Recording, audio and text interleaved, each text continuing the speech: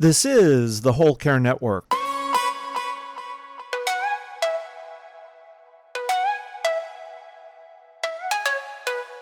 Helping you tell your story one podcast at a time. Content presented in the following podcast is for information purposes only. Views and opinions expressed in this podcast are solely those of the host and guest and may not represent the views and opinions of the Whole Care Network. Always consult with your physician for any medical advice, and always consult with your attorney for any legal advice. And thank you for listening to the Whole Care Network.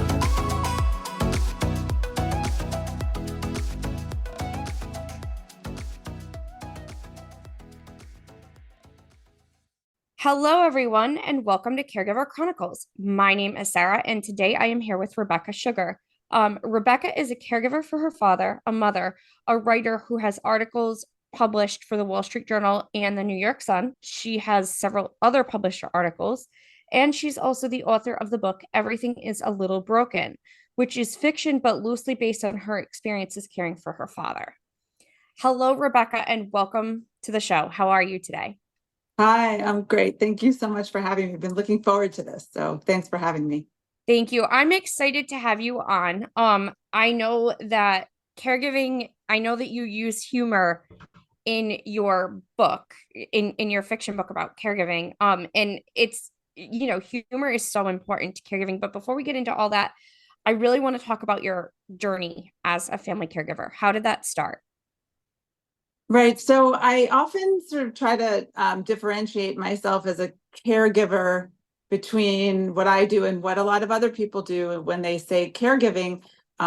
Fortunately, in my family, my father has somebody who comes to his home every day and can do what I call the heavy lift, right? Like helping him out of chairs, helping him into the shower.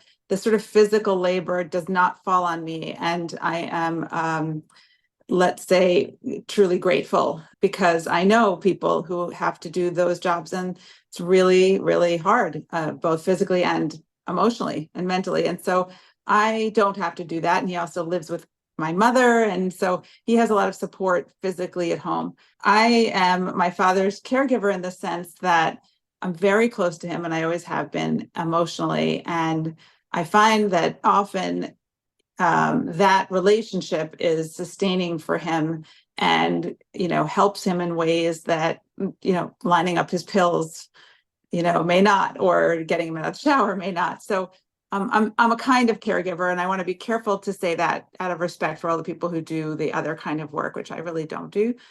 But in short, my father's story began really when he was young. He was 40 when he went to a chiropractor, and the chiropractor made a mistake and really ruined the rest of my father's life, physically at least. Unfortunately, what he did was leading to paralysis, potential paralysis from the neck down. And at the age of 40, my father went in for spinal surgery, which at the time, he's 84 today, that was 44 years ago. It was a bit cruder back then. And there was no guarantee he was going to emerge from that surgery not paralyzed from the neck down. Fortunately, he did. However, it left him with a series of physical problems and challenges that started off as nuisances, and then over time, and as you age, compounded and grew into really ways that inhibited his life dramatically, and reduced his physical life down to a very limited set of behaviors and activities. So I often say I've never seen my father run. Never. I was 9, I think, at the time. 9. And so, my conscious brain, I don't remember seeing my father run. We never played a game of tennis together. He could never lift anything.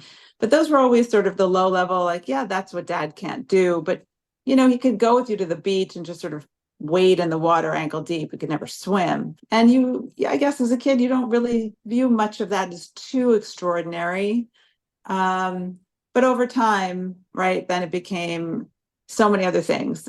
He had to have knee replacements, his muscles atrophied, he was in chronic pain his entire life, which, when you're young, you can power through more than when you hit 50, then 60, then 70. And then his life reduced down to, he needed a walker. was too stubborn to use one. He really needs a wheelchair now, but definitely won't get into one. The occasional fall, the can't get out of chairs easily, can't sit still for a long time in a car, too much pain, all the things that kind of then put, real boundaries around his ability to live out in the world. At the same time, his mind has always been crystal clear, and he's been very bright and capable, and still ran businesses, and actually wrote 2 books of his own later in life, and very rich internal life, but trapped inside a broken body. And then he had a second spinal surgery several years ago, because over time, right, the compression was happening again, and merged from that with real limitations, and also, I'd say, because of age and because of just a lifetime of dealing with this, a lot less energy to fight back in the way he once did. And so I've seen the effects of all of this mostly in the last, let's say, decade-ish, where it's just been harder and harder and harder. And his emotional state is, I'd still say it's extraordinary. Most people would be curled up in the fetal position if they were him. He has not done that. He still runs one of his businesses from home, but his life has really changed a lot, and his view of the world is sort of emotional state has changed. And that's where I've felt like I've been the caregiver in those air quotes, to try to help him stay present and still find some joy, and recognize that he's still necessary and needed, for me, for my kids, for my family, for my 2 brothers, for my mother, his wife, and that's really been the challenge that I try to address in this book. Yeah. Thank you so much for that. And I think it's interesting that, and I really want to touch on this because I think it's so important to, reiterate to our audience and also to you. Caregiving doesn't always come in the capacity of the physical brunt of caregiving and having to do all the physical work. It can come as being an emotional support for somebody. It can come as being, I know, like if your loved one that you care for enters a long-term care facility, it can come in an advocacy role. It's all still caregiving. Yes. It doesn't matter what capacity it's in. It can be emotional. It can be your best friend. You can be a part-time caregiver for someone where, you just go for a couple hours, but it still takes an emotional toll on you Yes. as a caregiver, and you can It still sure relate to does. that. And, I think, and also, I just wanted to touch on that and just validate that experience, hopefully for you and for every other caregiver out there who maybe they're not the physical brunt caregiver. Maybe they're just helping support a family caregiver by being an emotional support for someone. Sometimes Yes. the person assigned with that task maybe doesn't have the best emotional capacity to handle it and needs someone else. And caregiving takes a village. Yeah, that's right. Like what you just said about the emotional toll takes on the person playing that role. I think I underplayed that for many years, until it just couldn't anymore. And it kind of overwhelmed me, as it will. It should. It's especially if it's someone that you really love. It's very hard just to watch that deterioration and that decline. And it's hard to swap roles if you're the child and this is your parent, and especially if it's been a parent who's always played the role of the force and the sort of person that you lean on. Often I find myself going through something in my life, and just he would always be the first person I would talk to about everything, to sort of help me sort my stuff out. And now I find myself very selectively telling him about my own problems and issues, because I don't want to burden him. And so the roles have switched to some degree. And yet, interestingly, often the roles, even in those moments, I would say the roles are still somewhat the same. He's still my father, and I still need him, even if he's at his weakest point and I'm the strong one in the moment. I need him, and I need him, like, even if I'm just there to be there for him, somehow it feels like he's there for me just by being there. So it's a very fraught kind of dynamic, and hard to pick apart, because it sort of changes moment by moment. And then you have to recognize, as the person in that role, that nobody's capacities are limitless. especially in the emotional sphere. And you have to learn to rely on other people to help prop you up so that you have the strength to do what you need to do. So it's definitely a lot. And yet I'm still very grateful that I'm not the one, helping him put his pants on in the morning. That's a gift. Yep. And I have a lot of respect for that, and that's okay. You're allowed to feel that way and not want to. I know personally, if it were my dad who needed that level of physical care, as far as the emotional support, I got it, but I wouldn't want to do that physical care on my dad. Yeah. It would be a little awkward and uncomfortable. Yeah. Yeah. Right. He And so much of this conversation I find across the board, whether I talk to my friends whose parents have Alzheimer's or dementia or some physical condition or whatever the thing is, or just are getting old and everything's harder.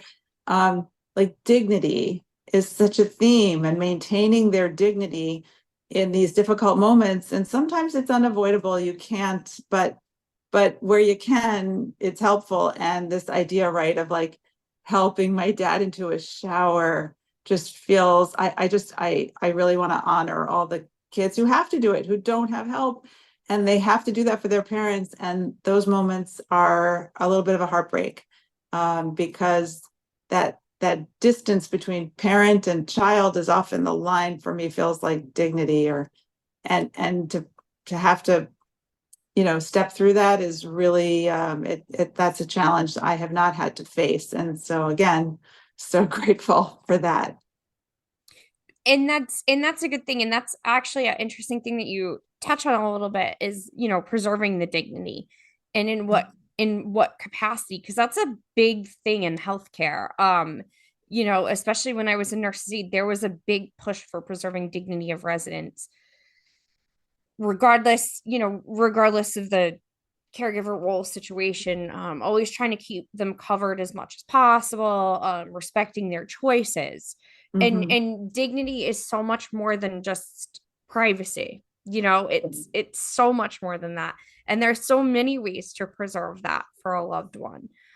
Yeah. Again, just offering them choices, just being there for their support. There's giving them the best quality of life you can, um Yeah. in the moment. And those are all things that you seem to be doing for your dad, aside from the physical aspect of it, which is awesome and amazing, and I applaud you for that. Yeah, Because I think that's also another point that I find. I touch on this in the book a little bit about the dignity line and choices. And yes, in as much as it's possible to give people going through these things their choices, we should. And then there's always a moment, or many moments, where, you kind of have to be like, enough. Like, so there's a scene in the book where Mira, the daughter, sort of has to confront her father about having fired a stay-at-home nurse who was hired to be there like in the days after he's released from the hospital, because he's so stubborn and won't accept that he needs help. So he literally just fires her, and Mira's mother, Dana, is like, coming undone at the thought of having to do all these things on her own. And he's such a stubborn old coot, and how to handle it all. And so Mira has to, that's his choice, right? One might say, well, you have to respect his choice and give him his dignity. But on the other hand, there's another person living in the house with him who's about to lose it, and he can't do all those things on his own. And so Mira storms into his room and literally grabs his hearing aids, which he never wears, and shoves them in his ear so he's, can hear on full volume, as she orders him to, you will have this nurse back. I am going to her house in Portchester, and I'm going to get on my hands and knees and beg. And, she'll be here tomorrow. And if you don't accept it, we're going to like put a sign around your neck and stick you in the lobby that says, stubborn old man for sale. Like, so there is some point at which, you have to kind of say choices up to a point, because your choices affect a lot of people. But I try to, in real life and in the book, which is a reflection of my real life, do that with some humor, because that helps to maintain his dignity, right? To include him in the joke about how stubborn and ridiculous he's being is different than to just say, listen, old guy, you have no choice, and this is it. Tough luck, right? And so it's always a balancing act. Yeah. Absolutely. And actually, I think it's interesting that you touch on the humor aspect of the book and of caregiving because and that was one of the questions that I have about how humor, or well, actually, or humor is so important and it Yeah. can be so overlooked for family caregivers. It's it's literally it can be a coping strategy for others. And they're the darkest, like worst moments. Sometimes you have to find the humor in it and you have to just laugh because otherwise you will cry and you will not stop crying. Yeah. In I want to know how you use your humor to cope with the stress of, caregiving for your dad and also in your book. And how would you encourage family caregivers to use that humor? Right. Well, carefully, because sometimes it really doesn't land, But I say that, and on the other hand, I would sort of say not so carefully. Generally, as a rule, that's my father's and my sort of first line of defense. Like we go straight for the bad joke in the worst moment. Sometimes it just doesn't work, but oftentimes it sort of releases some of the tension. But I have to say that's also been our relationship prior to all of this. So I wonder if that's not your habit with your parent or whoever you're caregiving for. If you just started trying to act like, you know, I don't know, pick your comedian, trying to think of one, but like if you're Chris Rock, all of a sudden it may not work out.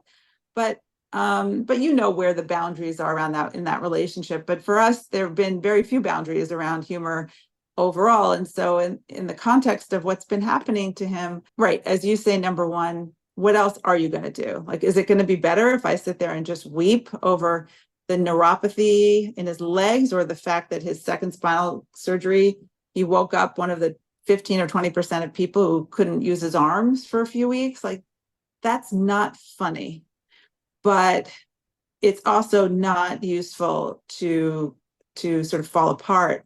So we make jokes about those grabbers that you buy on like, late night infomercials that help you pick things up. And I don't know, it's not laugh out loud funny. It's just a sort of nod to the absurdity of life and the human condition generally.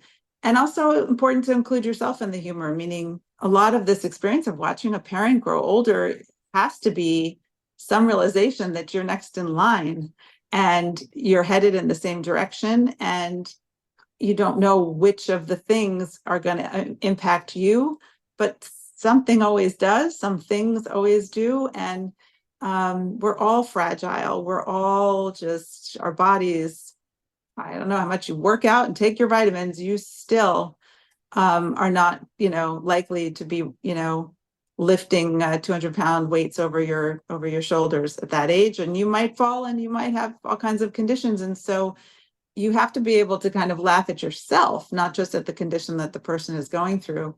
And it's sort of it levels things. It makes it so that, like in my case, my dad, he's particularly stricken with a whole set of issues. At this point, we add on 2 different types of cancers and all the heart thing and all the other things that happen with old age. But aren't we all sort of going to contend with stuff? And it makes him feel less different than me, just sort of farther down the line. And so the humor it's a coping mechanism, but it's also just like an honest look at reality and a humbling kind of experience. And it helps everybody else around too. Like everybody's so uncomfortable around these moments, right? There's a scene in the book where my father falls at a dinner party, and that happened in real life in a different context. And, one of the worst things for him was how everyone else was reacting to him on the floor and just being the center of attention in that negative way. And so a little bit of humor releases some of the tension for everybody else. So in a lot of ways, I've just found it really powerful and helpful. And it's definitely helped us to manage our way through some of this. And sometimes not. Like there has to be room to understand that like none of these tactics are foolproof and they don't work 100% of the time. But mostly, I think net, they give my father the sense that he is viewed not just as the guy with all the problems, but there's like a person in there who's still the person that he always was, that I can still talk to and laugh with. And so when the really bad thing hits, there's like some buildup of strength that he can lean on, that if it weren't there, I think it would be much worse. That's the best I can do, you know? Yeah, I love that. Thank you so much. And again, the humor, it humanizes people. It really does. It especially, and I can't tell you how many times I've had or I've come across a fall and the person was just downright embarrassed, frustrated, upset. And it would be like, well, what are you doing down there? It's not Yeah. where you're supposed to be, Yeah. and like that kind of like, and I'm sorry for falling. Why are you sorry? It happens every day, Yes. if you didn't fall, I wouldn't have a job. Yeah. Right. Things like that. And then we just chuckle it off to, you know, to whatever. And it always helps them feel better. And a lot of times the laughing at the situation and coming back to it. Thank you for not laughing at me for laughing at the situation. Yes. And I think that's where the balance is. you Yeah. know. That's right. So I want to get more into your book a little bit. When did you decide to write your book, and why did you choose to go the fiction route, especially like with your background being in, journalism writing and, maybe being a little bit more exact in your writing? Why did you choose the fiction route rather than writing, your specific story? Yeah. Well, it started during COVID. That's like a boring story by now. Everybody started something in COVID, and I don't bake or cook very well. So, like, whatever, I started to write, but I didn't start to write a book. I just was writing, and it probably was like a long form diary entry. I don't know. And I had gotten through about 30 pages of this thing and then just stopped. And for a couple of months, I wrote nothing. And then one day I kind of woke up and plugged out the rest of it in short order, really. It only took a few weeks to get the rest of it out because it's largely based on my life. It wasn't like I had to come up with a lot of imaginative stories to fill it out. But I two things about the fiction decision is, like, one is, when you're telling a story that's a memoir or like a direct, there are too many other people involved in my family for whom I didn't want to speak, and who I didn't want to represent specifically. It just felt like it's their story too. It's not only my story. It just didn't feel fair or appropriate. So fictionalizing it allowed me to take, people like the mother character or the brother character and like make them mixes of people. So it wasn't my family being exposed in a way that they didn't agree to. But more importantly, maybe, is two other things. One is, I just have so many friends who are going through this right now. I'm 53 and my friends are all in their 50s and 60s. And so everybody was telling their stories about their parents, and all the stories were different. And I felt like I wanted to incorporate some of those other perspectives and stories too, that just didn't look like mine. And also to protect their specific unique stories and not make them the person. So I fictionalized it. And then there's another main character in the story who was, an older woman who in real life was my father's childhood nanny growing up, and also my own. So she had been in our family for 70 some odd years, and was like a second mother to me. I loved her. And so did my father. She was really a unique and interesting woman, interesting in the context of our family too. She was a Southern Black Pentecostal Christian who we were Northeastern Jews. It was a weird mix in on paper, but I never saw it as a weird mix. We were just family. But she's been gone for 24, 25 years now. And fiction allowed me to bring her back, which was great. And I wanted to talk to her again. And I wanted to sort of, you could use fiction to kind of correct, I guess, some of the things that you wish you had happened differently in real life. And so at the end of her life and my father's life, they really weren't able to see each other physically very much. And so I got to kind of make that happen in the book. And so fiction just felt like a better way to tell this story on a lot of levels. But I had to somehow leave the three main characters as really essentially like transcriptions of me, my father, and this woman, Ella, in the book May, just to honor that. And because those were stories I felt like were mine, my father agreed to tell. And so it wasn't really in my mind a book until I sort of by accident bumped into a journalist who I knew at a lunch who liked the title of my column for the New York Sun called The Cocktail Party Contrarian. And she said, "Oh, that's such a great, title for a column. You should talk to my publicist. Maybe he'd want to make a book out of those columns." And I thought, like nobody wants to read a book that's so Carrie Bradshaw, but nobody really wants to read that kind of thing. But I said, yes, of course, I'll speak to your publisher. And like a month goes by and I don't hear from her. And I think, yeah, people say things, but they don't really. And the short version of the story is that I have an AOL email address still, literally the first email address I've ever had.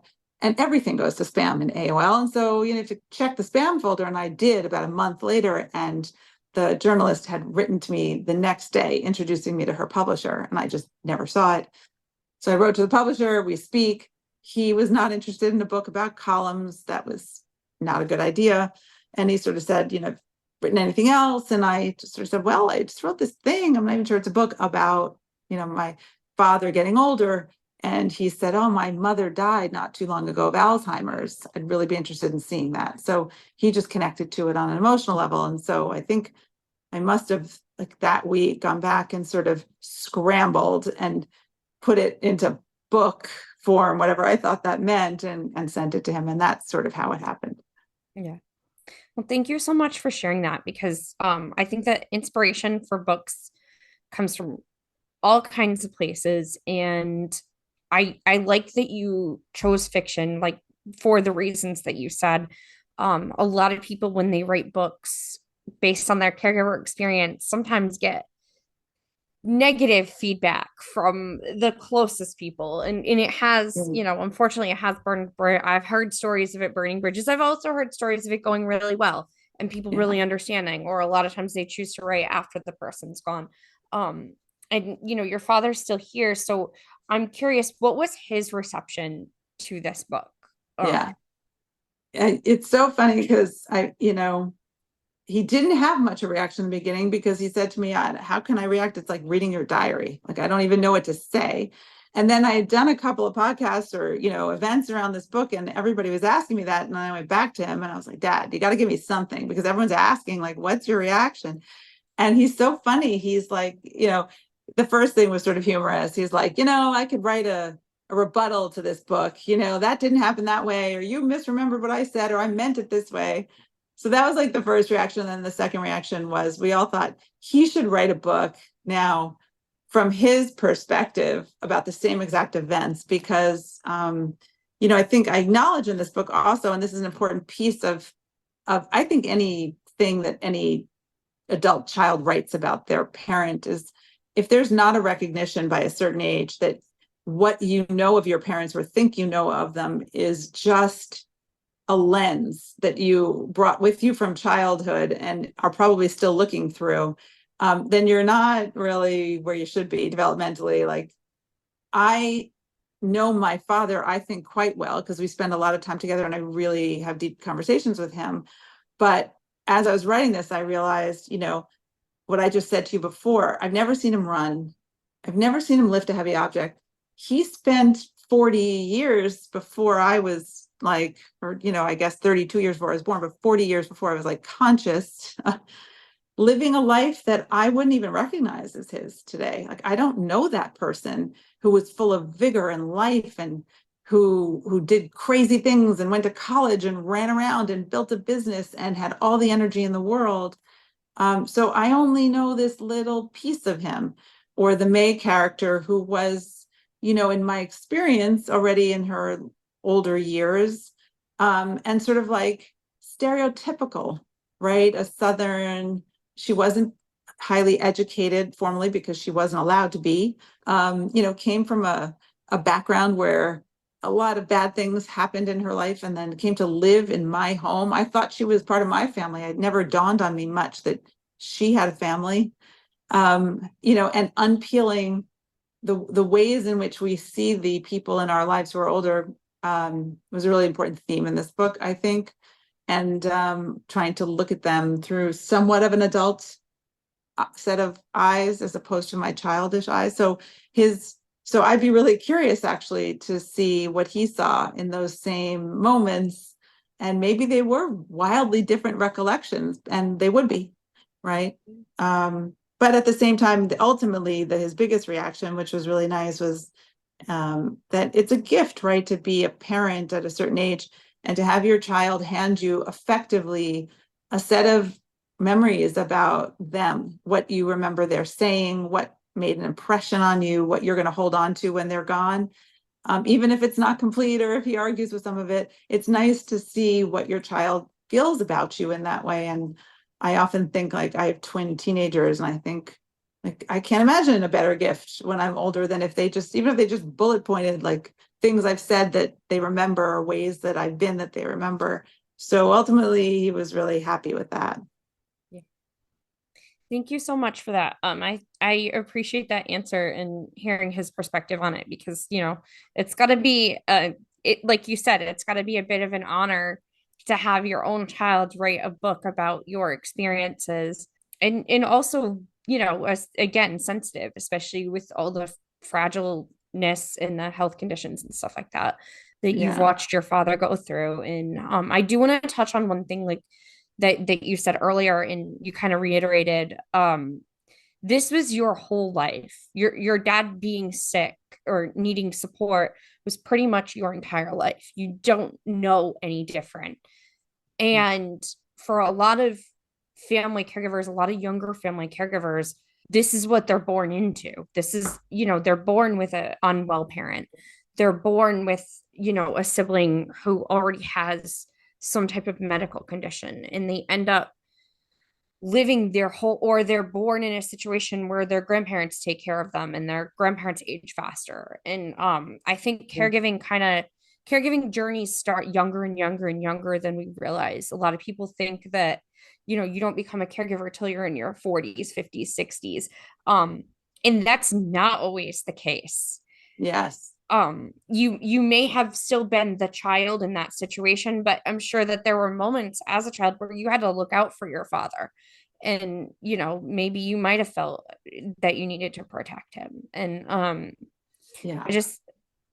don't know, do you have anything to say about that? Or yeah, so much to say about that, right? I just want to point out that on the other hand, one of the most interesting reactions to my book was from a good friend of mine who came up to me and said, I didn't relate to your book at all. And I said, why? And she said, because both my parents died when they were in their 60s. And so I never saw old parents. I don't know what that means. So, like, you get everything, right? Everybody has a different experience. Like, she just always remembers her parents as young and healthy and vivacious. Yes. And most of the things that you're saying about, like, growing up with someone who's not fully well and the limitations, you don't actually, when you're that young, I guess, and this started when I was quite young, you don't fully integrate or understand them while they're happening. And then you look back on them and realize, but I do realize that, let's say, whenever given the choice between an escalator and a flight of stairs, I just instinctively go up the stairs. And it wasn't until a few years ago that I could, like, hear myself saying, like, well, if I can, then I should, because my dad always would take the escalator. Now he couldn't even get on an escalator. That'd be too dangerous. But, or anything that, I guess it subtly kind of got into my brain that anything physically that could be done, never take the easier way out, because there are people literally in your family who would love to do that, And then there are things that come as surprises. Like, I didn't know, I'm trying to remember if this happened as late as I think it did, like until like my 30s, where it dawned on me, because it came up with some friend, that that fathers drive their children places. Maybe it only happened when my husband and I got married. I naturally assumed the role of being the person who would drive everyone everywhere, even when my husband was in the car, without even thinking about it. And then, you don't even realize the pieces come together. And I realized, oh, my father never drove a car. He just was like, he probably could have, but he was worried that he'd be too weak to turn the wheel or something, or it hurt too much. And then so my mother drove us everywhere. My father never got his driver's license. He just did not drive. And I grew up that way. It was so normalized. I just thought that it's almost like living in Saudi Arabia back in the day when they didn't let, women drive. Is the opposite. And when I saw dads, like I would get in my friend's car and the dad would drive, I just thought, like, how weird, how strange. So like it penetrates in ways that you don't even know it's penetrating. You go on a vacation somewhere and you and your older brother at the time are the ones lifting the heavy suitcase on and off the conveyor belt because he couldn't, it wasn't. And so those are things that I guess didn't stop me in my tracks. Like that was just what normal looked like. But like later they occur to you. And there's a scene in the book that I sort of refer to that idea where they're all just sitting at a table. It's usually the small things, right? It's not the big things. Not that my friend's dad, did Iron Man and mine couldn't. So not that many people do Iron Man. It didn't feel so weird if your dad didn't. But there's a scene in the book where we're at dinner and Matt, the character's friend, old lifelong friend, gets up from his chair without leaning on the table or pushing himself, just from his legs and his torso, just lifted himself out of a chair normally, reached over, grabbed a heavy pitcher of water, and then with one hand poured it for his wife, and then put the pitcher down and then just sat down. You've seen this 1,000 times in a million different ways. No one ever notices that, ever. I always notice that because there isn't any part of that sequence of moves that my father can do on his own. So if he were to like literally just levitate out of a chair with ease and grab a heavy pitcher and pour it with one arm, I'd be like, I'd have a heart attack. I'd be so shocked. So when you grow up with someone, a sibling, a parent, whatever, who has these handicaps, these issues, some of it you just integrate and don't think about it, and then it only hits you later. And some of it's just so glaring. So it just depends on what it is. I think that you touched on you used the word normal, and we think about what's normal. I think every day we try to think about what's normal and what's not normal, or at least it kind of hits us in the face sometimes. And normal looks different for every single family. And I think especially for caregivers, like we realize that later, like what's normal, you know? Yeah. And Yeah. when you're growing up, again, when you're growing up in a situation where you have a family member who can't do the quote unquote normal things, it's your normal and their normal always looks different. And it's like, hey, why is this? Yes. And what I think is also interesting is to think about, I thought about mostly when writing this book, embarrassingly, not until then, what people like my mother have been going through for the same period of time, watching her partner, or the person she relies on, sort of his capacities diminish and the pressures that put on her. I only saw it as like the child of, but of course, there are tremendous pressures on the spouse. And in recent years, my husband has had a few bouts of kidney cancer.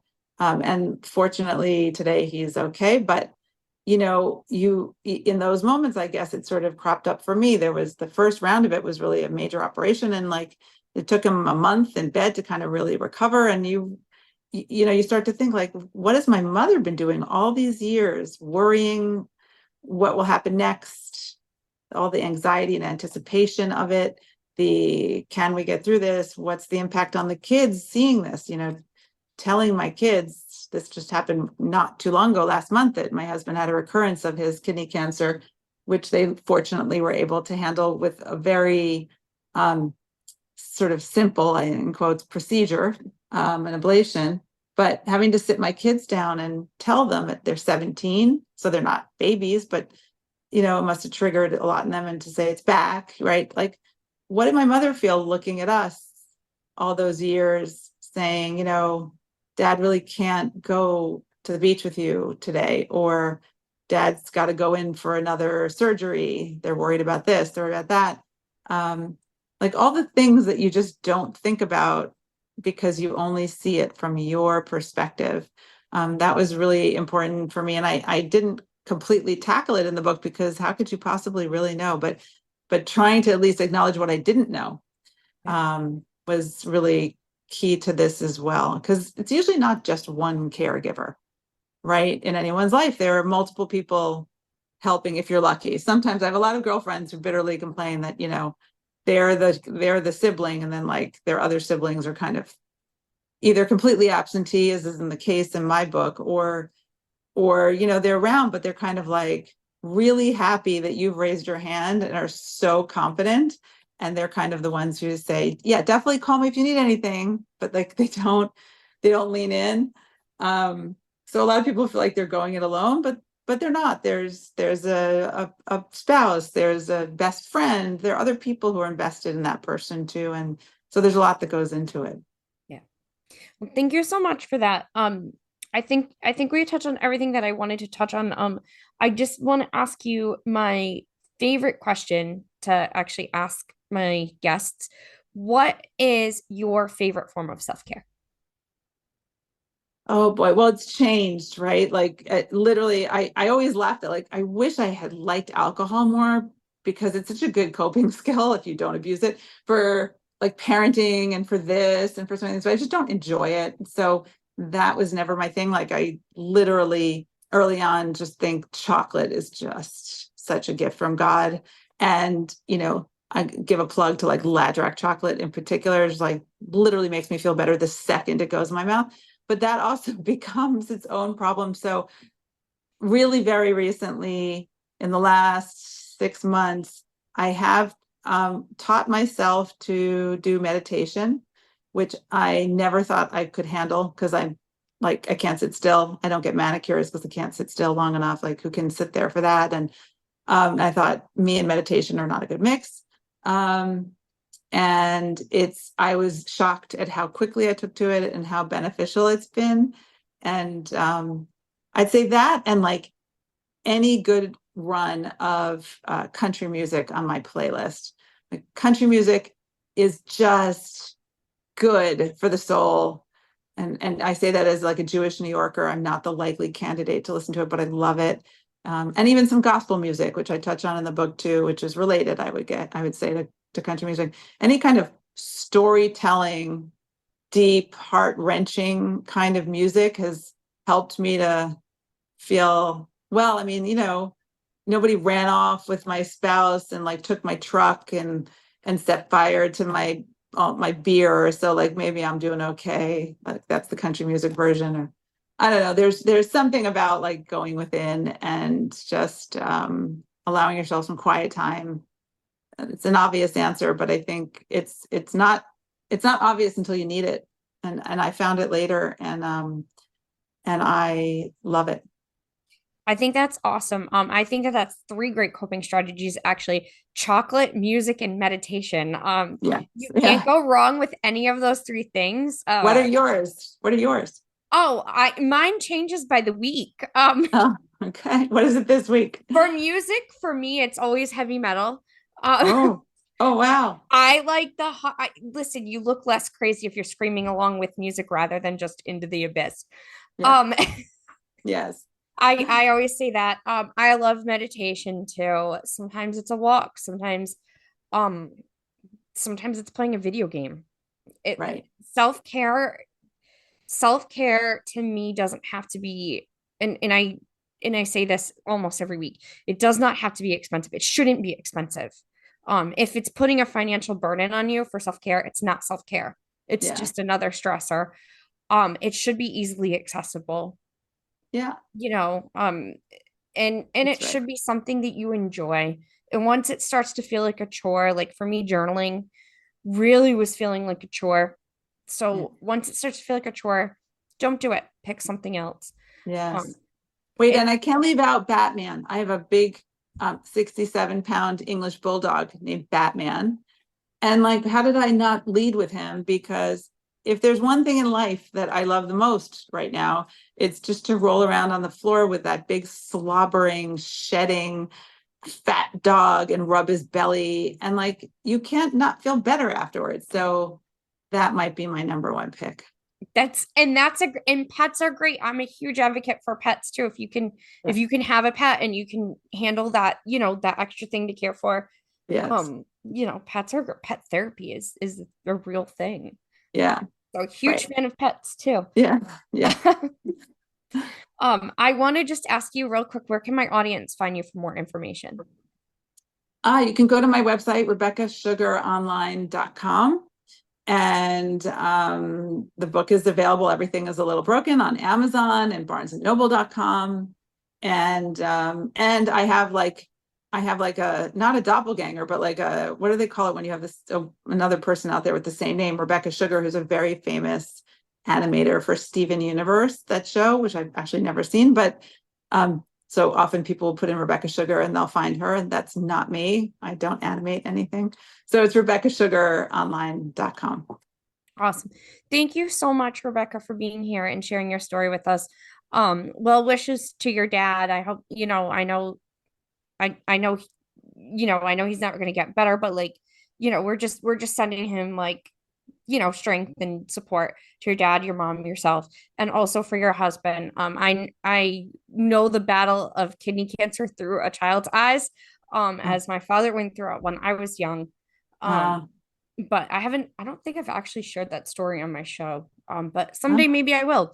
Um, but yeah, yeah, just yeah, and thank you, because I know that you do this, like I could feel it, out of real commitment and passion and a desire to help. And that's really what I hope my book will do, or just this conversation and your podcast. And, it's nice to feel that other people feel what you're going through, even if they can't fix it for you. So that's really the best we can do. Then it's been a big win. So thank you for having me. awesome. Thank you so much again for being here. And that will wrap up this week's episode of Caregiver Chronicles. If you liked Rebecca Sugar, you're interested in her book, please go to Rebecca Sugar Online to check out her book. If you want to support this podcast, you can do so through our website, stelmachbrandmedia.com. We have links to support, but really the best way to support our show is to share it with a friend, all your friends, everybody you know. And again, thank you so much for listening, and we'll see you next week.